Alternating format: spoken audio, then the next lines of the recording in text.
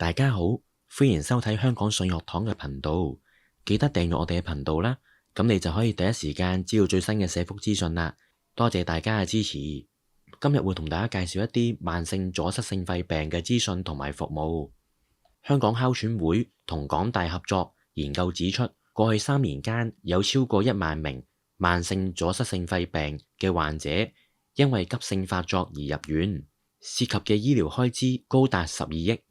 研究發現，冬季嘅急性發作風險較夏季高1.5倍，提醒患者需注意保暖。72歲嘅盧先生因為長期吸煙，導致肺活量下降至原本嘅3/4，出現氣喘同埋肺積水等等嘅症狀，最終決心戒煙。佢表示，日常行走時常都會感到氣促，嚴重嘅時候行幾級樓梯都需要停低休息。專家指出，吸煙同埋空氣污染會令到呼吸系統長期受損，引致缺氧同埋氣喘嘅。2022至2024年間，醫管局錄得大約11000個患者急性發作，合共有25000個人次入院，平均住院6日。港大呼吸系統科醫生郭雲俊提醒，天氣轉冷同埋流感活躍都會增加病情惡化嘅風險，呼籲患者接種疫苗並加強防寒嘅措施。咁究竟咩係慢性阻塞性肺病呢？慢性阻塞性肺病係一種慢性並且會逐漸惡化嘅肺病。吸煙就係呢一個疾病嘅主要風險因素。香煙中嘅毒素會損害氣管同埋肺部，令氣管缺乏彈性，容易阻礙空氣進出肺部，因此患者會難以呼出體內嘅二氧化碳，導致經常咳嗽、痰多，而且呼吸困難，日漸惡化，運動能力亦都會大減。咁呢一個疾病嘅成因當中就係吸煙就係慢性阻塞性肺病嘅主要風險因素，會導致氣管內膜損傷同埋發炎。而一啲人嘅體內缺乏一種保護肺部嘅特異性蛋白 α1 抗胰蛋白酶，以致患上肺氣腫嘅風險較高。而慢性阻塞性肺病嘅症狀包括供氧量減少，以致到皮膚呈現青紫色；慢性咳嗽、咳痰、操勞時呼吸急促、胸悶、足踝腫脹、體重下降等等。而治療方面，慢性阻塞性肺病雖然唔能夠治癒，但可以預防，並透過適當嘅治療可以去控制病情。咁首先就係戒煙啦，有助減慢呢一個病症嘅惡化，同埋增加存活率嘅一項最重要嘅措施。另外，藥物治療當中包括有助擴張氣管嘅吸入劑啦，或者係糖皮質嘅激素啦，以及治療情況惡化嘅抗生素同埋類固醇。另外就係每年注射流感疫苗同埋肺炎球菌嘅疫苗，因為肺炎亦都係其中一項最常見嘅病因。另外就係家庭氧氣治療，有助舒緩嚴重慢性阻塞性肺病嘅患者長期缺氧嘅情況。其次就係一啲肺部健康，例如係運動訓練啦、患者教育、飲食指引同埋心理輔導等等。另外都可以透過內窺鏡或者係手術嘅方式進行肺容積減少術，為患有特殊肺氣腫嘅慢性阻塞性肺病嘅患者分隔或者係切除肺部患病嘅部位。至於有關併發症同埋相關疾病方面，例如係心臟疾病啦，包括缺血性嘅心臟病啦、心衰竭或者係心房顫動。另外就係呼吸系統嘅感染，例如肺炎啦。另外肺癌、骨質疏鬆症、焦慮同埋抑鬱症等等，都係需要留意嘅相關疾病。咁有關慢性阻塞性肺病支援方面，香港復康會社區復康網絡係香港復康會喺1994年成立嘅服務單位，主要就係由專業嘅醫護人員，包括社工、護士、物理治療師、職業治療師所組成，為長期病患者、佢嘅家屬同埋病人自助組織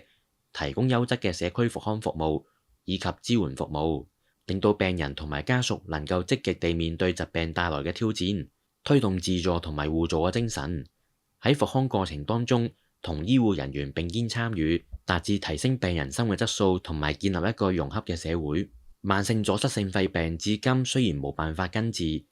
但若果患者能夠及早戒煙，配合適當嘅治療，多做運動，保持活躍嘅生活方式，以致到身心愉快，病情就可以有效地得到控制，繼續日常嘅生活。為咗協助患者建立健康嘅生活方式，保持良好嘅身心狀況，社區復康網絡提供一系列相關嘅課程、工作坊同埋聚會。佢哋提供嘅服務包括慢性阻塞性肺病嘅自我管理課程，有助患者對於疾病嘅正確認識，建立運動習慣，改善心情，並掌握各種方法以處理生活上面嘅困難。另外，佢哋有舉辦老友記運動組，透過定期嘅運動練習，增強心肺功能，鼓勵病友建立運動嘅習慣啦，互相扶持，發揮互助精神。另外就係老友記茶聚月會，有專題分享、健康檢查、分享近況同埋心得、運動練習等等。另外亦都會有慢性氣管病復康訓練班，針對一啲未有機會喺醫院接受正式胸肺復康訓練嘅患者，或者係一啲已經受訓練但未能夠喺日常生活當中應用有關知識，或者係未能持續實踐嘅患者咧，呢一個課程可以幫助佢哋更加了解自我管理嘅方法，同埋進一步應用實踐方面。另外就係病友互助小組，個別嘅病友可以以過來人嘅身份協助新患者適應病後嘅生活，以模範角色鼓勵病友一齊做運動，交流護理心得，令病友重建信心，更加積極面對生活。另外都會透過應用唔同嘅心理治療理論，例如係認知治療啦、沙維亞家庭治療、表達藝術等等，舉辦唔同主題嘅工作坊同埋課程，包括情緒管理、人際關係同埋生死教育，以協助長期病患同埋家屬建立積極正面嘅態度，同長期病共處，提升精神健康同埋生活質素。佢哋亦都有由物理治療師教授合適嘅運動，例如太極同埋拉筋等等，協助患者養成定期鍛鍊嘅習慣，保持身體機能，促進健康。另外都有職業治療師教授改善記憶、處理疲勞等生活復康嘅方法，提升患者患病後嘅生活適應。另外由註冊護士教授相關健康飲食、藥物使用以及日常護理嘅知識同埋技巧，令到患者能夠更有效管理長期病。有興趣嘅人士歡迎致電佢哋香港復康會各中心嘅聯絡電話查詢。港島區電話係25497744，九龍區聯絡電話23612838，新界區聯絡電話27754414，亦都可以瀏覽佢哋嘅官方網站，以了解更加詳細嘅資訊。跟住就係同大家介紹一啲戒煙服務嘅熱線，衛生署綜合戒煙熱線電話1833-183，東華三院戒煙綜合服務中心電話2332-8977。另外，基督教聯合那打素社康服務電話31569012，又或者係23443019。另外，博愛醫院無煙新里程戒煙輔導服務電話26281062。另外，博愛醫院中醫戒煙服務電話26071222。另外，東華三院戒煙服務中醫電話1833183，按2字查詢，或者係預約戒煙服務後按5字。另外，基督教聯合那打素社康服務中醫針灸戒煙計劃電話21520183，或者係56082183。另外，香港大學中醫藥學院電話81002863。另外，青少年戒煙熱線電話34003799，又或者係61265616。另外，醫院管理局戒煙輔導服務電話23007272。另外，九龍樂善堂愛無煙前線企業員工戒煙計劃電話22729890。另外，香港大學青少年戒煙熱線電話28559557，或者係51114333。另外，香港大學女性戒煙計劃電話39176658，或者係67526266。